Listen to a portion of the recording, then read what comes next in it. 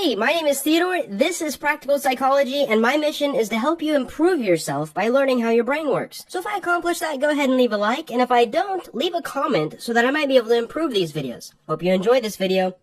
Have you ever taken a personality quiz? The results might tell you that you're the center of attention, or maybe something like you're an ENTJ. People describe personalities in different ways, and scientists still have a lot of questions about how our personalities actually influence our actions, and that make us who we are. If you've ever been curious about what this word, personality, really means, well, get comfortable. In this series, we're going to be talking about personality. So first off, what is personality? Now, there are a ton of ways to define personality. In fact, top personality psychologist Feist and Feist says this: although no single definition is acceptable to all personality theorists, we can say that personality is a pattern of relatively permanent traits and unique characteristics that give both consistency and individuality to a person's behavior. So let's zoom in and focus on one word here: traits. You need to know this word in and out when it comes to personality psychology. It's the center. Traits are unique characteristics that influence our behavior. These characteristics typically set us apart from other people. For example, you might describe yourself as a respectful person or a genuine person. These are two examples of personality traits. Now, before we talk about the big 5 personality traits, it's important to remember that traits influence our behavior. They don't dictate it. When you are a respectful person, you have a tendency to be respectful to other people around you. But you might act outside of these traits due to, well, really anything. You might have a sick day, a bad history with someone, or even nervousness may cause you to act out of character. Now, this is one of the reasons why traits are usually measured on a scale. So let's move on to how personality works. We display traits through something called psychological mechanisms. You need to remember this term too, because it comes up almost as often as traits does. Psychological mechanisms are like traits, except that they are the processes of personality. Now, a process has 3 parts: the input, the rules, the decision rules in the middle, and then the output. Our traits determine the output, and sometimes they even determine what type of input that we encounter. Let's say you're a courageous person. The input is a dangerous situation, so you have rules in the middle, right? Decision rules. These rules are based on your traits and they make decisions on how you act. So the output, if you're a courageous person, is to face danger. Now, if you're not a courageous person, the output will be you fleeing the scene. So let's go over these 2 again. Traits are characteristics and are the individual words that we use to describe people. Mechanisms are the processes that people follow based on these traits. So I want to talk a little bit about the 3 levels of personality analysis. So, how do psychologists measure personality? Well, for the answer, we looked at Kluckle and Murray. In 1953, they published Personality in Nature, Society, and Culture. In the book, they say that every man is in certain respects like all other men, like some other men, and like no other man. So think about it. There are universal traits and mechanisms that make humans unique to other species. Like, for example, think of Maslow's hierarchy of needs. We all belong to one big group, the human race. But within our species, we separate ourselves in other groups. We might call ourselves introverts, Americans, messy people, go-getters. These smaller groups share personality traits. At the most specific level, we all have things that make us unique. Maybe you have a special talent or a strange behavior that confuses your friends. Habits, routines, and emotional connections to people are all types of things that make us different from the person next to us. So here's 3 examples of ways that you're like all other humans. You have a need to belong. You want a feeling of purpose. All humans want this. And you might tear up if I smack your nose. That's actually called the nasociliary nerve reflex. Now here's some examples of ways that you're like some other humans. You might be introverted. You might be really good at doing your taxes. And maybe you wince whenever you watch someone give themselves a paper cut. And lastly, you're like no other humans. Maybe you absolutely love doing your taxes. Maybe you plan your days and you set very specific goals that nobody else on this planet does. And you might cry if I show you an image of your deceased family member. That's something that might happen to you, but doesn't happen to anyone else. So these similarities and differences don't just give us a group to belong to. They're the cornerstone of predicting behavior. So, as you can see, a lot of personality is understanding the similarities and the differences of different people and how they act. So, let's move on to where does personality come from? You might hear your family members tell you that you have a similar personality to your mother or to your father. Now, does this mean our personality is inherited? Do we get it from our family? How do we adopt the personality traits that make us like all other people, like some other people, and like no other people? Well, there are a ton of different explanations that explain this, or attempt to explain this. Genetics is one. but environment, the experiences you have, biology, and trends going on in your culture may also explain where you get your personality traits. One interesting thought is that we co-create our personalities and the personalities of the people we interact with, so they're all changing. Now here are some common personality theories that I'm going to be going in depth in the future videos. So if you haven't already and you already like this style of video, go ahead and click the subscribe button. Number 1 is trait theory, then behavioral theory, then humanistic theory, then biological theory, and psychoanalytic theory, which is basically from Freud. Now, not all personality traits are positive, but we usually prefer to talk about positive personality traits. We tend to reward people that show positive personality traits, maybe like being respectful or genuine. Now, if someone is kind, we usually reward that type of behavior by being kind back, right? Now, already you might find some arguments against this idea. Not everyone characterizes the same traits to be positive or negative. Someone may think that respectfulness is a top-tier personality trait that you need to have in culture to succeed. Someone else who has a lot of distrust in authority or the so-called system, they might view respectfulness as a negative personality trait. So, how do people form their personalities when they're both rewarded and chastised for the same trait in different situations? Well, these are some of the questions that psychologists are trying to answer. So at this point, you might be thinking, why is personality psychology important? Well, there are tons of other questions that can only be answered with research and the study of personality psychology. And I'm going to go over a few of the big ones. The first one is freedom versus determinism. So this is basically asking, do we really choose our behavior? And if we wanted to change as humans, could we actually change, or are we determined to become a specific type of person?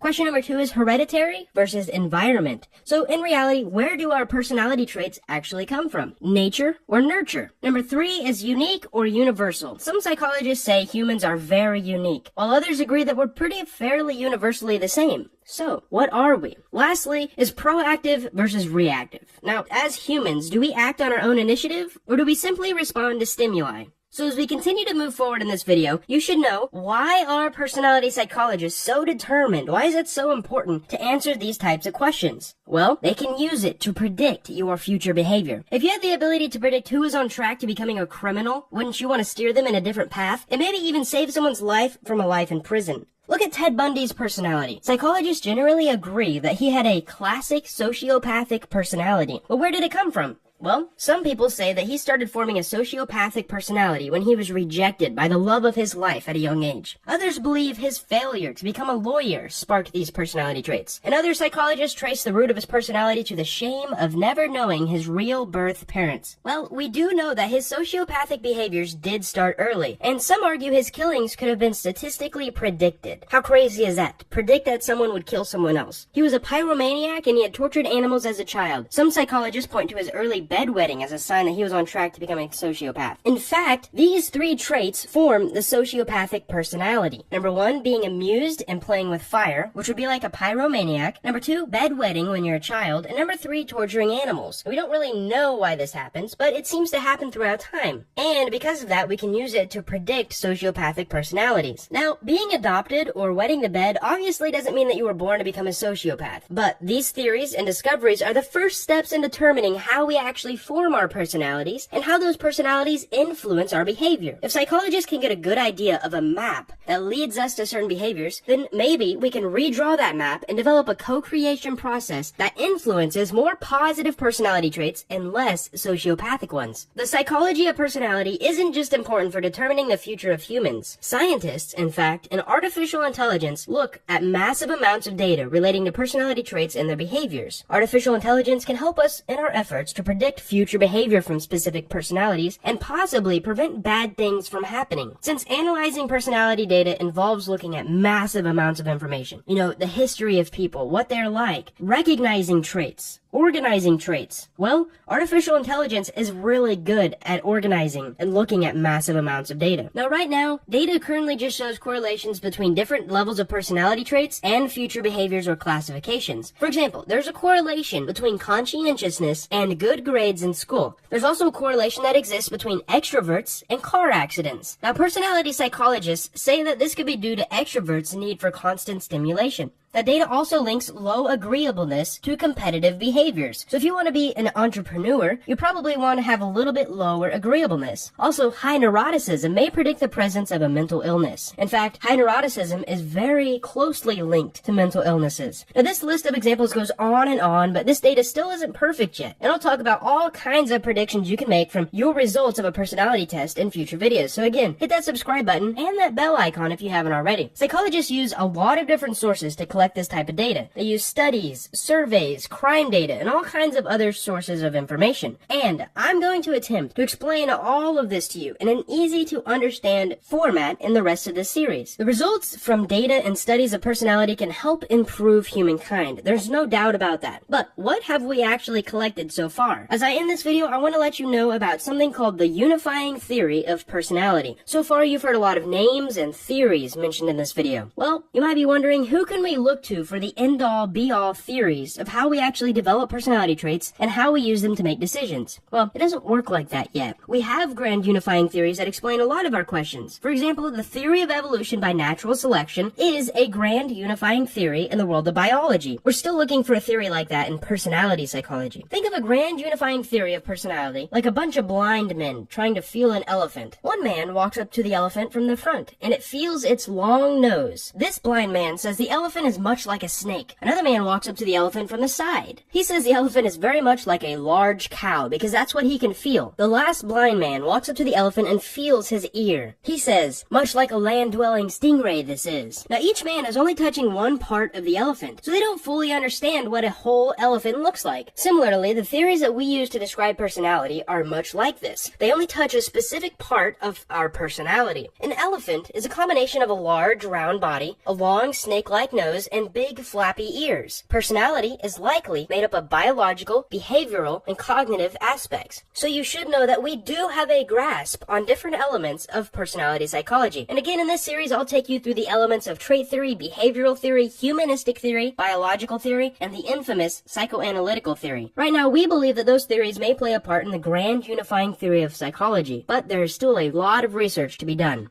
And lastly in this video, I want to talk about the big 5 personality traits. So trait psychologists have been trying to create a concise list of personality traits that can be used to describe the basics of anyone's personality. After coming up with lists of thousands of words and then 16 words and then 3, well, top psychologists have settled on a happy medium, 5 traits. You should keep these big 5 traits in mind as you start to evaluate your own personality. Many people use an acronym to remember the big 5, OCEAN or CANOE. The big 5 personality traits are openness, conscientiousness, extroversion, agreeableness, and neuroticism. And I'll explain more of these in depth in another video. Each of these traits has a polar opposite. The opposite of extroversion is introversion. Now, trait psychologists believe that we all lie somewhere along a scale between each of these big 5 traits and its opposite. So example, you're not an introvert and you're not an extrovert, but maybe you're 25% extroversion and 75% introversion. Now here's a little bit of my own thoughts. There's not very much research on this, but I think one of the main things in self-improvement is learning to push the boundaries of your personality. So you might be a 0.7 introverted. Well, over time, as you improve yourself, you can extend your range from 0.5 to 0.9. And depending on your situation, you can change, you can become a chameleon and push your boundaries. So as I end this video, I want to let you know that this research is really exciting. I had a ton of fun going through all these textbooks and learning all this type of stuff. Imagine what could really happen if we fully understood self-esteem or trust or even leadership traits. If you want to, watch the rest of the videos in this series to learn how predictable that you really are. And if you can actually change your personality or if your future is set in stone. If you enjoyed this video, feel free to watch some of the other videos in this personality series. And if you want to learn more about your own personality, check out my free 3-in-1 personality quiz in the description below. It basically combines 3 of the major personality quizzes into one quiz that you can take in under 10 minutes. It also predicts some things about you, like your political stances, your relationship style, your health. Anyways, the link is in the description below if you're interested in that. And I just wanted to thank you guys for watching. This was a longer video than normal, and I hope you have a great day.